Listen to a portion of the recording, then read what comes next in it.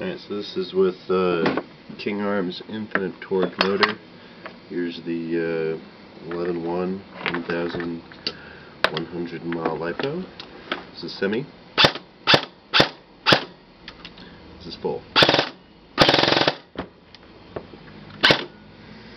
Now the 7.4 that I have, it's only a 15 to 25C, so it doesn't really turn over this motor particularly well. Because the motor's it's amperage, it's an amperage hog, so can't really test it with that because it doesn't really crank over. Actually, let's try this one. This one has a little bit higher discharge. This one might do it. Yeah, still nothing. So that's your difference right there.